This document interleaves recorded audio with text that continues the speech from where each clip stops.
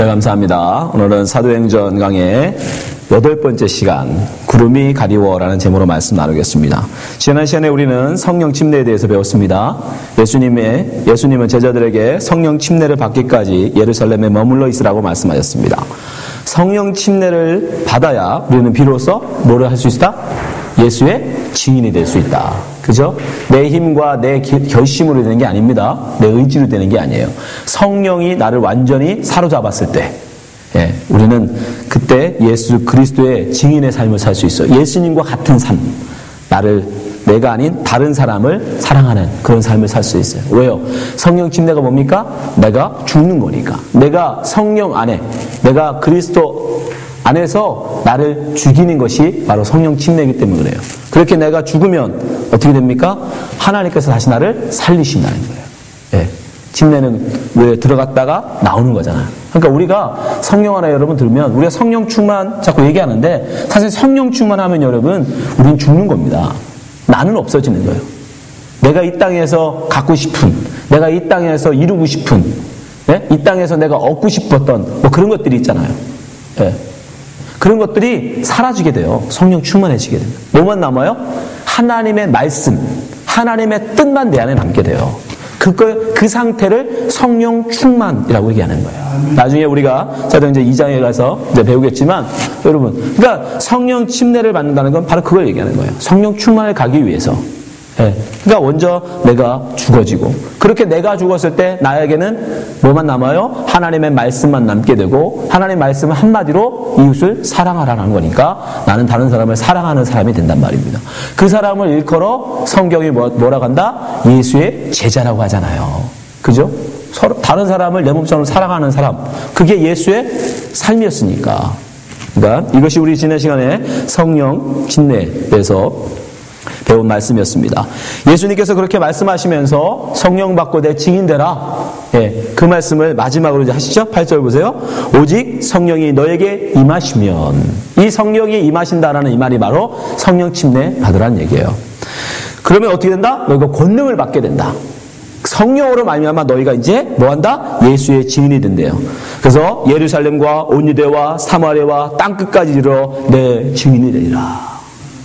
자, 이 말씀, 이것이 예수님께서 우리에게 이제 이 땅에서 우리에게 주신, 제자들에게 주신 마지막 말씀.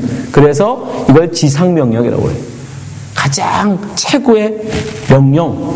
왜? 보통은 우리도 죽기 전에 자식들에게 유언이라는 거, 이건 유언이라고 하면 안 돼요. 예수님의 유언이 그러면. 예수님은 지금 죽어버린 거니까 유언은 아니고요. 지상명령이라고 합니다. 아무튼, 여러분들이 만약에 죽음이 이제 문 앞에 왔어요. 그러면 여러분들은 자식들에게 어떤 말을 해주고 싶어요? 내가 이제까지 살아오면서, 그죠? 꼭 해주고 싶은 말을 자녀에게 해줄 거 아닙니까? 그죠?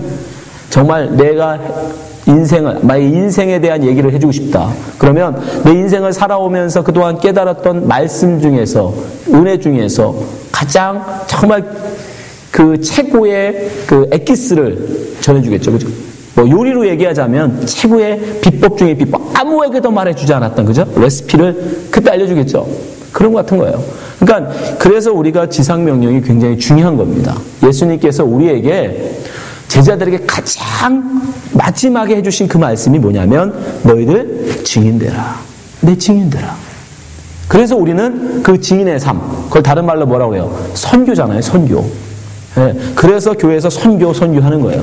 왜? 예수님이 가장 간절히 원했던 것일 것이니까. 예수님이 가장 간절히 원하셨던 것이니까 맨 마지막에 제자들에게 끝까지 부탁을 하신 거니까. 그래서 우리가 그것을 지상명령이라고 그러고, 교회는 선교에 목숨을 거는 거예요. 근데 그런 이제 그 말씀을 하시고 나서 드디어 9절에 예수님이 하늘로 올라가십니다. 자, 9절 보세요. 이 말씀을 마치시고 저희 보는 데서 올려와 가시니 구름이 저를 가려 보이지 않게 하더라. 이것을 우리가 뭐라고 해요? 승천이라고 하죠. 예수님의 승천. 예수님이 이 땅에서 보이신 신비들이 5개가 있습니다. 예수님의 신비.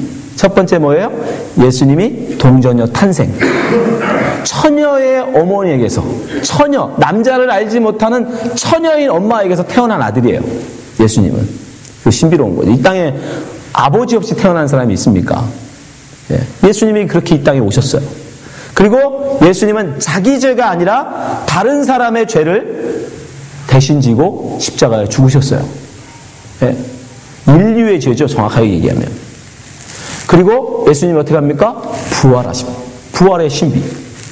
그리고 오늘 어떤 신비? 하늘로 올라가시는 승천. 그리고 마지막에 또 어떤 신비가 남아있어요? 다시 오심. 이걸 5가지가 예수님의 신비인데, 근데 놀라운 건 이 5가지의 신비를 사람들에게 다 보여주셨다는 거예요. 예수님이 태어날 때, 여러분, 육신을 갖고 이 땅에 태어날 때 예수님이 태어나는 걸 본 사람들이 있죠. 당장 누구는 봤을까요? 아버지 요셉은 봤겠죠. 그죠? 마리아도 봤겠죠. 그리고 산파가 있었겠죠. 마리아가 설마 혼자 해를 나진 않았을 거 아닙니까? 예, 예수님이 이 땅에 육신을 갖고 태어나는 걸 본 사람들이 있어요. 예수님이 십자가에 못 박혀 돌아가시는 걸 많은 사람들이 봤습니다. 그죠? 근데 오늘 보면 예수님이 하늘로 올라가시는 것도 사람들이 봐요. 제자들이. 심지어 예수님이 다시 오시는 것도 사람들이 볼 거라고 말씀합니다. 11절 보세요. 가로되 갈릴리 사람들아 어찌하여 서서 하늘을 쳐다보느냐. 너희 가운데 하늘로 올리우신 이 예수는 하늘로 가신 본 그대로 오시리라. 본대로 오시는데 오는 것도 보게 될 거라는 거예요. 신비스럽죠. 모든 그 하나님의 신비인데 그거는 정말 미스테리란 말입니다. 말로 설명할 수 없는 놀라운 어떤 그런 것들인데, 신비인데, 감춰져 있는 비밀인데 그것이 사람들에게 다 보여져요. 예수님 태어나시는 거, 십자가에 못 박히시는 거, 그 다음에 올라가시는 거, 다시 오시는 거, 유일하게 부활만 보여주지 않으시고 부활하신 이후의 모습만 보여주는데, 아무튼 그렇게 모든 신비를 다 보여주십니다. 근데 문제는 본다고 아는 게 아니라는 거예요. 이 세상 사람들이 많이 착각하는 게 뭐냐면 자기가 보는 건 자기가 안다고 생각한다는 거예요. 예수님이 여러분 이 땅에 육신을 가지고 오신 걸 많은 사람들이 봤어요. 산파가 분명히 봤을 겁니다.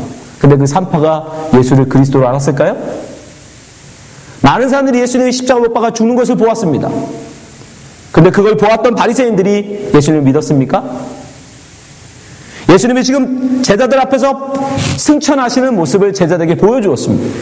과연 그 제자들이 정말 전심으로 예수님을 쫓았습니까?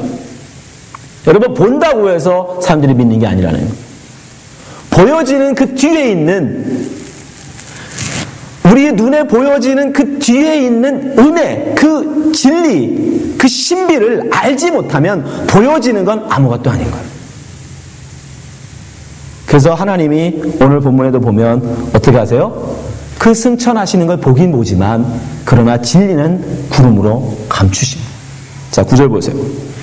이 말씀을 마치시고 저희 보는 데서 올려 가시니 구름이 저를 가리워 보이지 않게 하더라. 예수님이 지금 자기들 눈앞에서 이렇게 하늘로 올라가는 걸 보았는데 어느 정도 올라간 다음에는 그 다음에 어떻게 된다? 구름이 가려버려요. 근데 진짜 우리가 봐야 되는 것, 우리가 진짜 알아야 되는 건 그 다음이에요. 그 다음에 어디로 가시란 말입니다. 그 구름에서 계속 살고 계신 건지, 아니면 누가 말하는 것처럼 북극성 위에 뭐 한참 올라가면 거기에 천국이 있어서 거기에 사시는 건지, 예? 아니면 인공위성처럼 지금도 뱅뱅뱅 지구를 돌고 계신 건지, 그 뒤에를 알아야 되는데, 그 뒤에는 뭐예요? 신비로 가려져 있어요. 구름이라, 우리가 볼 수 있는 건 구름까지예요. 구름. 그 뒤는 몰라요. 그것이, 여러분, 그게 세상 사람들은, 바리새인들도 그렇고 많은 사람들은 예수를 자기가 안다고 생각했어요. 자기가 예수를 보았다고 생각했어요. 자기들이 신비를 안다고 생각했어요. 제자들 역시. 그러나 진짜는 못 봤습니다. 모릅니다. 하나님은 진리를 구름으로 가리십니다. 정확하게 하면 구름으로 경계를 정하신 거예요. 구름 아래. 자, 예수님이 땅에서 하늘로 올라가시는데 어느 정도 올라가면서 구름이 덮었죠. 그죠? 자, 구름이 있습니다. 구름 아래 땅과 구름 위에 하늘이 있겠죠. 그럼 그죠? 구름 위에 하늘. 이 구름 위에 하늘은 우리가 임의로 갈 수 있는 게 아니에요. 내가 원한다고 할 수 있는 게 아니에요. 어떻게 할 수 있어요? 출애굽기 19장 보세요. 그 똑같은 모습이 바로 출애굽기에 나옵니다. 출애굽기 19장 10절 여호와께서 모세에게 이르시되 너는 백성에게 가서 오늘과 내일 그들을 성결케 하며 그들로 옷을 빨고 예비하여 제3일을 기다리게 하라. 이는 제3일에 나 여호와가 온 백성의 목전에 시내산에서 강림할 것임이라. 너는 백성을 위하여 사면으로 지경을 정하고 이르기를 너희는 삼가 산에 오르거나 그 지경을 범하지 말지니 산을 범하는 자는 정령 죽임을 당할 것이라. 출애굽한 이스라엘 민족이 광야를 건너서 드디어 시내산에 도착합니다. 높은 산이 있어요. 근데 그 산 위에 구름이 임합니다. 근데 그 산에는 모세 이외에는 아무도 올라가면 안 돼요. 하나님 말씀하세요. 모세 이외에 다른 사람들이 올라오면 어떻게 된다? 죽인다. 모세만이 그 산에 올라갑니다. 똑같죠? 우리와 구름이 없는 아래에서, 그죠? 구름이 없는 백성과 함께 있던 모세가 하나님의 부름을 받고 산으로 올라갑니다. 어디로? 구름 속으로. 그리고 구름 속에서 누굴 만나요? 하나님을 만나요. 근데 그것은 허락되지 않는 자가 들어오게 되면 뭐한다? 죽는다는 거예요. 예수님의 승천의 모습과 똑같은 거예요. 예수님께서 지금 구름 아래 계시다가 제자들과 함께 계시다가 하나님의 부름을 받고 예수님만 하늘로 올라가시는 거예요. 그리고 구름 속으로 들어가시는 거예요. 구름 속에서 누구를 만나셨겠어요? 당연히 하나님을 만나시고 하나님 보좌 우편에 앉으셨겠죠. 근데 그 구름 속은 우리에게는 허락되지 않았다. 제자들에게 허락되지 않았다는 거예요. 가리우셨다는 거예요. 보이지 않게 하셨다는 거예요. 만약 그것을 억지로 보고자 하면 뭐한다? 죽는 거예요. 하나님께서 부른 자만이 갈 수 있는 거예요. 하나님께서 부르지 않았는데 자기가 가려고 하면 죽는 거예요. 그것이 바로 하나님께서 우리에게 보여주는 경계입니다.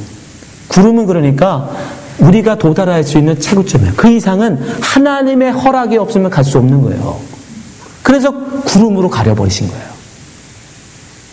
이것은 단순히 승천만, 우리의 구원도 여러분 마찬가지인데 하여튼 승천만 해당한 게 아니라 진리도 마찬가지예요. 진리.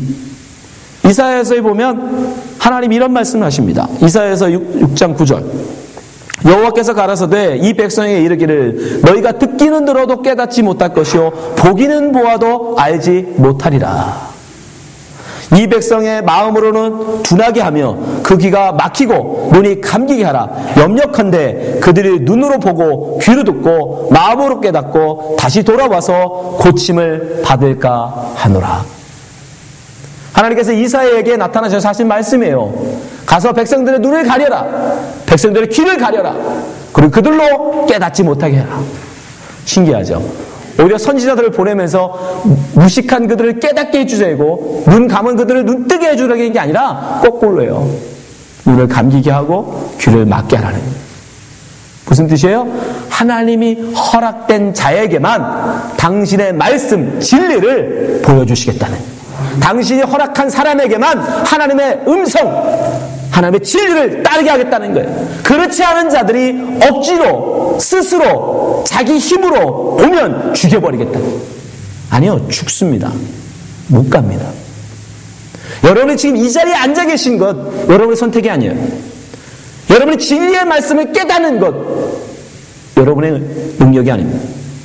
성령께서 여러분에게 깨닫게 해주시고 하나님께서 여러분에게 허락하신 거예요. 우리는 그 허락하신 만큼만 볼 수 있어요. 그 허락하신 만큼만 우리는 갈 수 있는 겁니다. 그것을 지금 우리에게 성경은 보여주고 있는 거예요. 주님께서 올라가시는데 구름이 그것을 가려버려요. 그것을 억지로 풀려고 하면, 그걸 억지로 알려고 하면, 그걸 억지로 가려고 하면 여러분 죽습니다. 여러분에게 허락하신 은혜만큼, 여러분에게 하나님께서 깨닫게 하신 만큼 여러분 가는 거예요.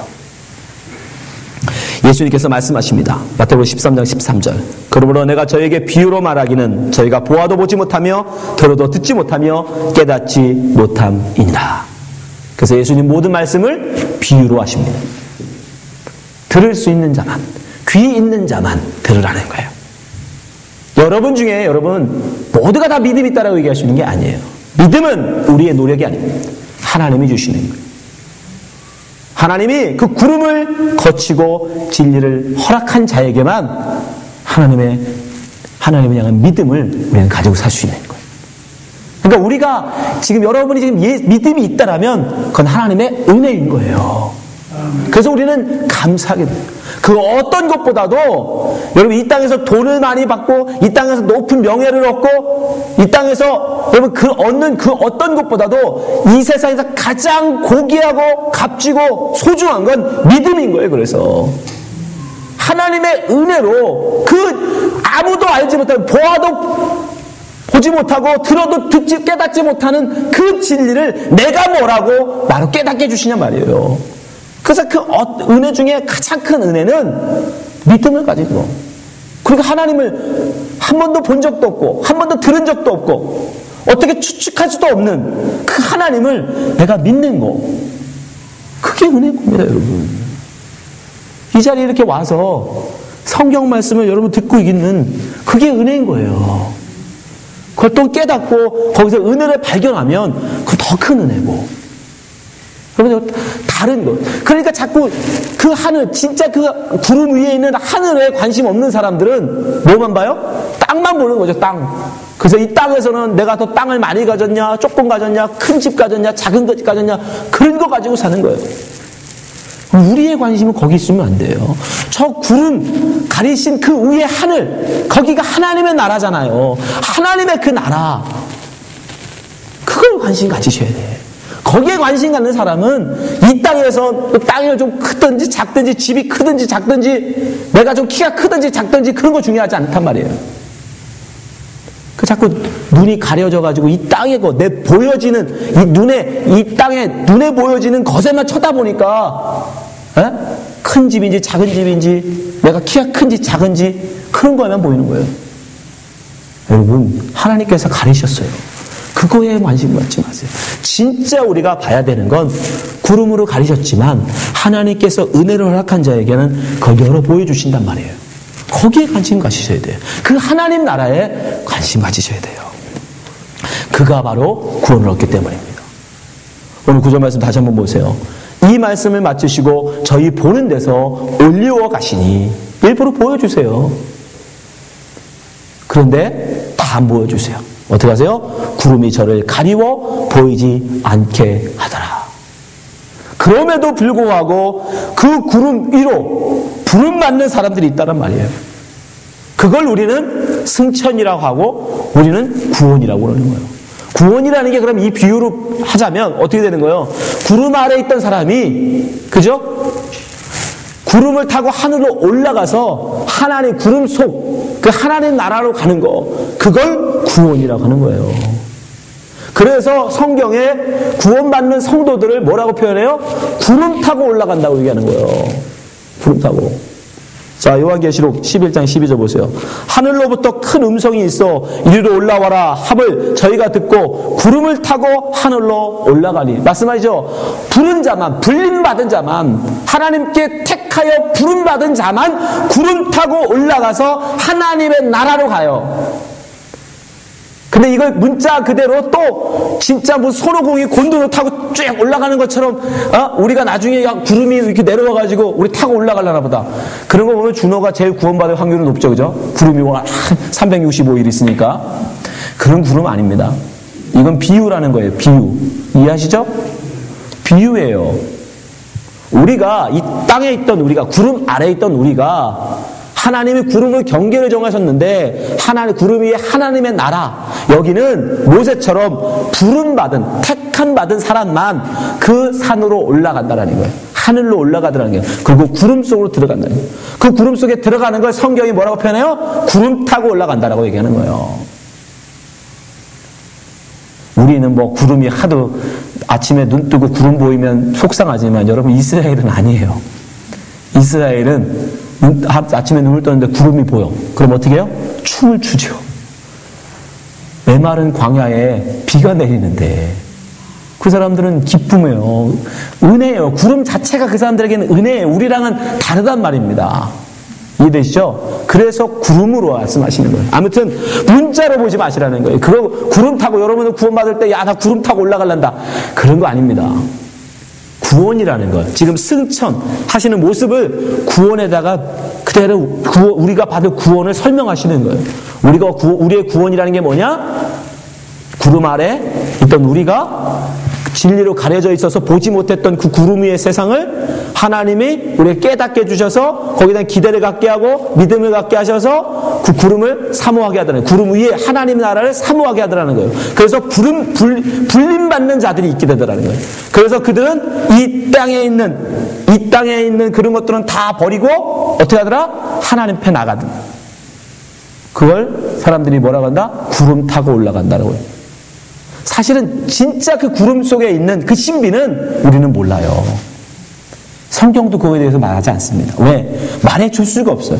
이 땅의 문자로, 이 땅의 어떤 표현으로 어떻게 설명할 수가 없는 거라서. 그래서 진짜 그 구름 속에 하나님 나라는 우리는 알 수도 없어요. 깨달을 수가 없어요. 그건 마치 여러분들이 강아지 붙잡고 삼위일체에 대해서 설명하는 거하고 똑같은 거예요. 구원이 뭔지를 설명해 주는 거랑 똑같은 거예요. 사람의 인간관계가 어떤 것인지를 걔한테 설명하는 거 똑같은 거예요. 체면이 뭔지를 애한테 설명해 주는 걔한테, 야 걔야 체면이 있어야 된다 너는. 이해되세요? 그 설명이 가능합니까?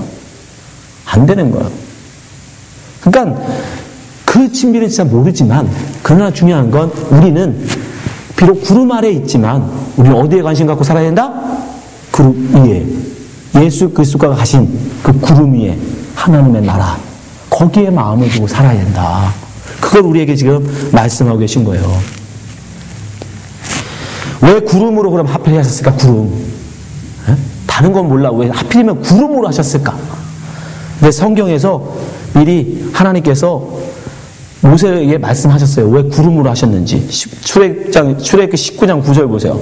여호와께서 모세에게 이르시되 내가 빽빽한 구름 가운데서 내게 임함은 내가 너와 말하는 것을 백성으로 듣게 하며 또한 너를 영영히 믿게 하려 함이니라. 모세가 백성의 말로 여호와께 고하였으므로. 하나님이 설명해 주세요. 일부러 구름이라는 것, 하늘에 있는 그 구름이라는 걸로 하나님이 모세에게 하나님의 임재를 보여주시겠다는 거예요. 그냥 하나님이 그냥 오셔도 돼요. 구름 필요 없으셨어요. 그런데 굳이 일부러 우리 눈에 보이는 그 구름이라는 것으로 하나님의 임재, 하나님이 모세와 함께 하신다는 걸 보여주시겠다는 거예요. 누구 위해서? 구름 아래에 있는 백성들을 위해서. 여러분, 구름이 없이 만약에 하나님이 그냥 임하시면 우리가 어떻게 하나님의 임재를 합니까? 하나님은 영이시란 말이에요. 우리 눈이라는 것으로 감지할 수가 없어요. 그래서 하나님이 우리 눈으로 볼 수 있는 무엇, 그 무언가로 대신해서 하나님의 임재를 우리에게 깨닫게 해주시는 거예요. 그래야 하나님이 계시다는 걸 알아야 거기다 함부로 안 갈 거 아닙니까? 출애굽기 여러분이 읽어보시면 사람들이 함부로 하나님이 계신 그곳에 가다가 죽습니다. 그러니까 하나님, 그 사람들이 그렇게 되지 않도록 하나님이 여기 계시다라는 걸 사람들에게 보여주기 위해서 구름이라는 것으로 어떤 곳에 계심으로 말미암아 함께 하나님이 거기에 임하심으로 말미암아 사람들로 알게 하는 거예요. 아, 저기 하나님이 계신 곳. 그래서 함부로 가면 안 되는 곳, 부름받은 사람만 갈 수 있는 곳, 그걸 깨닫게 해주는 거예요. 그러니까 구름으로 임하는 것은 바로 하나님이 우리에 대한 배려인 거예요. 우리의 한계를 이해하시고 우리의 한계를 아시고 우리의 한계에 맞춰서 하나님이 일부러 구름을 통해서 하나님의 임재. 그러니까 구름이 하나님은 아니에요, 여러분. 구름 속에 하나님의 나라가 있는 것도 아니에요. 그냥 구름이라는 어떤 상징, 그걸로 그냥 대신해서 쓰시는 거예요. 그래서 신약 성경에도 보면 계속 하나님이 나타나실 때 어떻게 해요? 구름 가운데 나타났어요. 구름. 마태복음 17장 5절. 말할 때 호련히 빛과 구름이 저희를 덮으며 구름 속에서 소리가 나서 가로되 이는 내 사랑하는 아들이요 내 기뻐하는 자니 너희는 저의 말을 들으라 하시니라. 그냥 하셔도 되는데 사람들로 구름, 눈에 보일 수 있는, 내가 눈으로 감지할 수 있는 그것으로 말씀하시죠. 그러니까 우리는 진짜 봐야 되는 건 구름이 아니라 구름 속에 계시는 하나님인 거예요. 근데 세상 사람들은 눈에 보여지는 그 구름만 본단 말입니다. 구름 안에 계신 그 하나님, 그 말씀, 그건 안 보고. 그 예수를 믿는다라는 건, 믿는 성도라는 건 뭐냐면 바로 그런 거예요. 눈에 보여지는 그것만 보는 게 아니라 그 안에 담겨있는 하나님의 은혜, 하나님의 말씀, 그걸 찾아내요. 그래서 하나님이 지금 구름이라는 것을 통해서 말씀하고 있어요. 그래서 나중에는 이제 이스라엘은 그걸 깨닫고 구름만 나타나면 그들은 하나님이 나와 함께하고 계시는구나, 우리와 함께 하시는구나. 그래서 구름으로 말미암아 위로를 얻어요. 그리고 그 구름의 인도함, 구름이 가는 대로 따라가요. 자, 출애굽기 13장 21절 보세요. 여호와께서 그들 앞에 행하사 낮에는 구름 기둥으로 그들의 길을 인도하시고 밤에는 불 기둥으로 그들에게 비추사 주야로 진행하게 하시니 낮에는 구름 기둥 밤에는 불 기둥이 백성 앞에서 떠나지 아니하니라. 그러니까 이스라엘 백성들은 구름은 하나님의 임재, 그것을 깨달아서 구름 기둥을 쫓아서 광야길을 걸어갔던 거예요. 그러니까 하나님이 우리와 함께 하시다는 것을 보여주기 위해서 하나님은 구름이라는 것을 통해서 계속 우리에게 구름과 함께 임하시고 구름과 함께 말씀을 하셨던 거예요. 근데 이 구름이라는 것도 보면 참 신비스럽죠. 여러분 생각해 보셨어요? 구름. 저 구름이라는 게 결국 뭐예요? 물방울 아닙니까? 물방울. 그렇죠? 물방울이 어떻게 이 물이 하늘로 올라가느냐 말이에요. 네? 생각해 보세요. 물이라는 게 있습니다. 이 물과 여러분 이 땅에 우리가 보는 이 바닷물에 이 땅에 있는 강물이나 바닷물하고 저 하늘에 떠다니는 구름하고 성분은 똑같아요. 근데 어떻게 그게 하늘을 날아다니냐 말이죠. 구름이라는 게, 이 물이라는 게 구름이 되기 위해서는 어떤 일이 있어야 돼요? 이 물은 서로가 서로를, 분자들이 서로 강하게 잡고 있어요. 열을 가해서 이 서로 잡고 있는 힘을 띄워놔야 돼요. 이제 열이 막 가해지면 물이 어떻게 돼요? 서로를 잡고 있던 힘들이 풀어집니다. 그래서 흩어져요. 그래서 가벼워져서 결국은 수증기로 되는 거예요. 물이라는 게 물로서의 속성을 포기하지 않으면 절대 구름이 될 수 없어요. 나는 아무리 열이 가해도 나는 끝까지 물로 버틸 거야. 여러분 그럴 수 있는 게 아니잖아요. 그러니까 열이라는 것이 가해지면 결국은 물은 수증기로 변해요. 그러면 어떻게 돼요? 물은 물인데 하늘 나는 물이 돼요. 그리고 구름 올라가요. 그 구름이라는 것도 보면 또 재밌는 건 그렇게 수증기가 되고부터는 이 수증기는 어떻게 돼요? 형체가 없어요. 어떤 특정한 모양이 없어요. 바람이 부는 대로, 그죠? 마치 누구처럼? 성령 침례받은 성령 충만한 성도처럼 자기 의지가 없잖아. 하나님이 말씀하신 대로 끌려가는 삶이잖아요. 하나님이 인도하시는 대로 살아가는 삶이잖아요. 왜? 자기 고집이 없으니까. 마치 구름이, 여러분 구름이 자기가 원하는 대로 가는 거 아니잖아요. 그냥 바람이 부는 대로, 그죠? 하나님이 인도하시는 대로 쓸려가는 거예요. 구름이라는 것도 잘 보면 마치 우리의 성도의 모습 같아요. 이 땅에 엉켜있던 이 세상에 있는 것으로 세상에 얽매여가지고 세상의 것에 집착, 이 눈에 보이는 이 세상의 것에 집착으로 서로 단단하게 있던 우리가 열이라는 것에 가해져서 결국 성령이죠. 성령의 불이 가해져서 결국 우리가 다 죽어지면 나라는 욕심, 이 땅에 대한 기대, 소망, 그래서 다 죽어지면 난 어떻게 돼요? 다 풀어지고 난 죽어지죠. 그러면 그때서 비로소 뭐가 돼요? 수증기가 돼서 하늘로 올라가는 거죠. 그로부터는 오직 성령의 바람만 따라가는 거예요. 성령이 이끄는 대로, 성령이 가라 하면 가고 서라 하면 서고. 그리고 나중에는 죽을 때는 어떻게 구름이 소멸돼요? 은혜의 비가 돼서 내려오죠. 이 땅에 내려올 때는 다시 비로 돼서 내려와요. 메마른 광야를 적시는. 비가 이 땅에 내리면 그 젖었던 광야가, 메말랐던 광야가 싹이 나면 꽃이 피어요. 생명이 돋아나요. 생명을 피우는 존재로. 여러분 구름이라는 것도 여러분 잘 묵상해 보면 거기 하나님의 우리 구원의 모습들을 담아두셨다는 거예요. 그런데 그 구름을 통해서 하나님은 당신의 신비를 감추시고 그리고 허락된 자에게만 그것을 깨달아 보이게 하시더라는 거예요. 여러분 마지막 때 예수님께서 당신의 백성들 천군 천사 나파 불 때에 어떻게 하신다고 그래요? 택한 자들을 구름 타고 오셔서 부르신다고 봤습니다. 자, 마태복음 24장 30절. 그때 인자의 징조가 하늘에서 보이겠고 그때 땅의 모든 족속에 통곡하며 그들이 인자가 구름을 타고 능력과 큰 영광으로 오는 것을 보리라. 저가 큰 나팔 소리와 함께 천사들을 보내리니 저희가 그 택하신 자들을 하늘 이 끝에서 저 끝까지 사방에서 모으리라. 근데 누구만 갈 수 있어요? 누구만 이 구름 타고 오신 주님을 만나러 갈 수 있어요? 여전히 이 땅에 머물러 있고 여전히 눈에 보이는 이 세상에만 집착해서 땅 아래에 있는 존재들은 절대 이 주님 앞에 갈 수가 없어요. 오직 이 땅의 것을 버리고 하늘의 소망을 두고 사는 사람들. 나는 다 죽어버리고 성령의 불에 다 없어지고 오직 하나님의 은혜만 사모하고 죽은 성령 충만한 그 사람만이 어떻게 해요? 구름이 되어서 주님 앞에 갈 수 있는 거예요. 여러분들이 이 세상에 자꾸 눈에 보이는 것에만 여러분 마음을 뺏기지 마시기 바랍니다. 이 세상에서 잘됨, 이 세상 사람들이 칭찬, 여러분 그런 것들에 너무 현혹되지 마세요. 우리가 정말 바라봐야 되고 우리가 진짜 얻어야 되는 것은 구름에 가려져 있는 하나님의 나라예요. 우리는 볼 수 없어요. 가볼 수도 없습니다. 그러나 뭐 하는 거예요? 믿는 거예요. 믿음으로 그것을 받는 거예요. 그 자만 결국 하나님께 부름받습니다. 아니 하나님께 택함 받은 사람만 그 믿음을 가져요. 어떻게 보지 못했는데 어떻게 가보지 못했는데 어떻게 내가 그걸 믿느냐 말이에요. 그것을 은혜라고 그러는 거예요.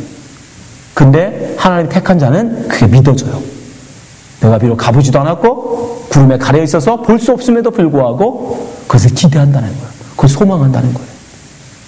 여러분들이 정말 여러분 속에 가져야 되는 소망은 바로 그겁니다. 이 땅에서 사람들한테 인정받고 이 땅에서 사람들한테 칭찬받는 그런 삶이 아니에요. 여러분. 그게 무슨 소용이 있어요? 나중에 주님 구름 타고 오셨을 때 그럼 어떻게 할 건데요? 그 사람들 때문에 여러분들이 올라갈 수 있어요? 그 사람들 칭찬받는다고 여러분들이 주님 앞에 갈 수 있습니까? 못 가요. 그 하늘을 어떻게 올라갈 건데요? 여러분들이 이 말씀 잘 기억하시고 진리에 관심을 가지십시오. 하나님이 여러분에게 하시는 말씀 거기에 집중하세요. 이 세상에서 판단하는 그런 평판, 이 세상 사람들이 얘기하는 어떤 그런 것들 어차피 다 눈먼 사람들이에요. 진리를 볼 수 없는 사람들이란 말이에요. 우리는 오직 말씀, 하나님이 내게 하시는 말씀, 그 말씀을 순종하시고 그 말씀을 쫓아가시는 여러분 되시기 바랍니다. 기도하겠습니다.